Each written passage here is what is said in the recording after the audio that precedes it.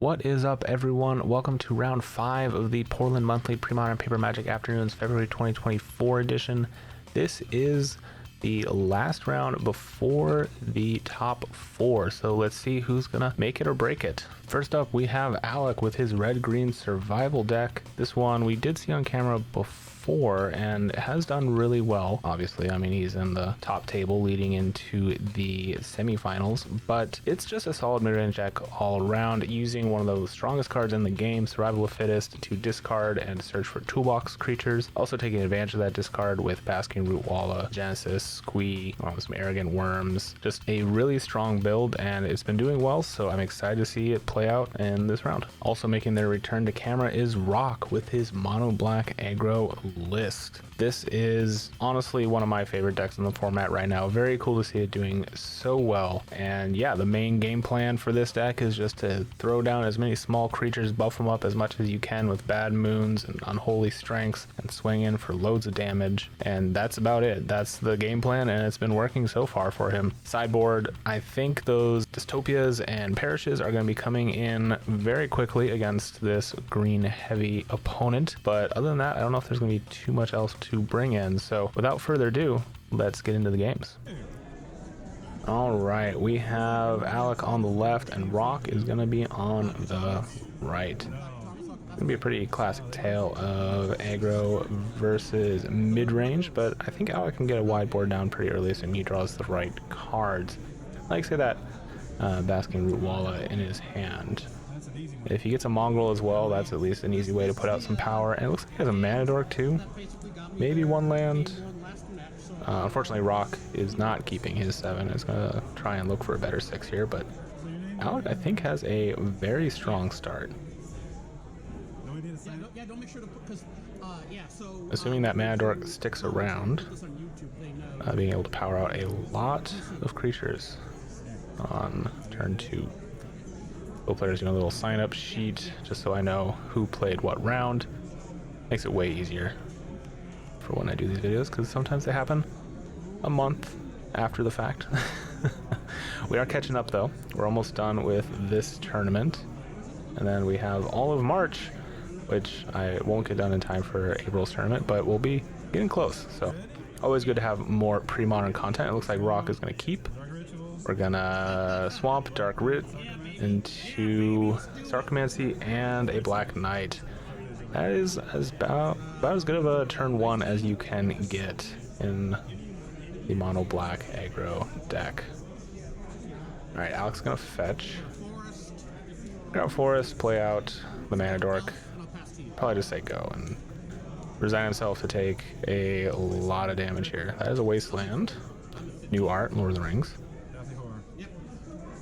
And we're just pedal to metal, swing in for 4, play out another shadow creature, and go. It's fun to play creature matchups in this format than some of the combo decks out there.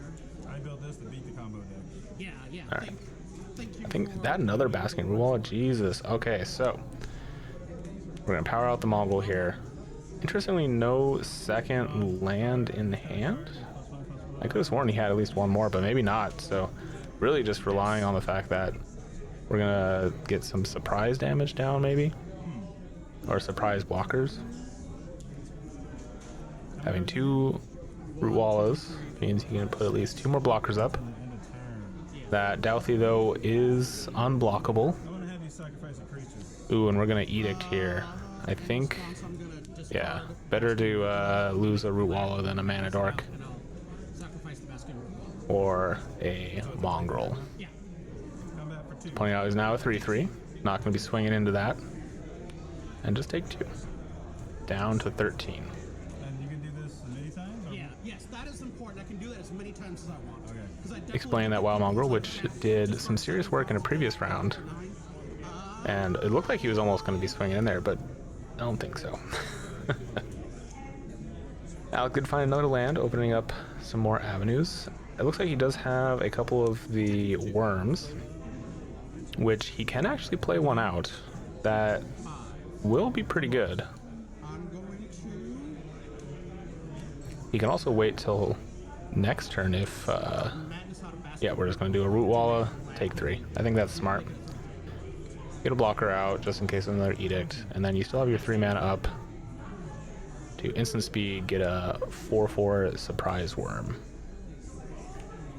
All right, another shadow creature coming down, and oop, no, can't swing in with that guy, but swinging in with the rest of the team.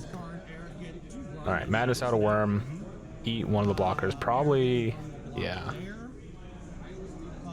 probably just gonna block the Black Knight, which makes a lot of sense. Yeah, I'm gonna block there as well. I'll take 2. Go to 11. And we're just gonna pass. So taking some damage still. Going down to 11. Notably, Rock does not have a zombie on the field anymore, so he is gonna have to be taking a point from Sark. Oh no, he does. Sorry, yeah. He blocked the Black Knight. That's right. Ignore me, guys. I'm mostly here to provide color commentary and maybe not always accurate color commentary. All right, we're swinging in big. 6 coming in minimum. It looks like that's all that's going to be going in. So Rock down to 9, and suddenly the aggressor is the defender, but he is still able to get 4 in every turn, and is going to do so.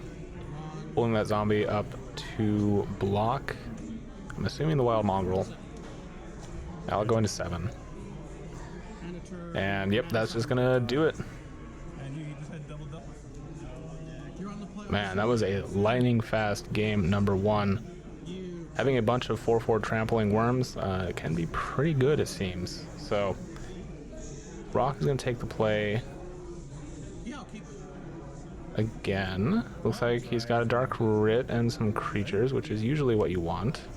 And we're just going to do the same thing as before. Oh, but slightly different. We're going to play out a Bad Moon this time, so that is a 3/3 zombie now. But it still dies to a Firebolt. And you are still taking 1 at the beginning of your turn. Engineered Plague is an interesting call. I guess it does hit the elves. You could bring it in for the worms too to make it a little easier. Alright, Mongrel down, and we're just going to edict that away. Or not.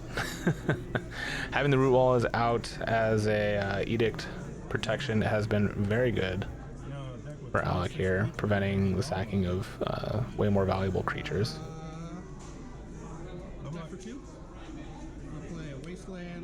Alright.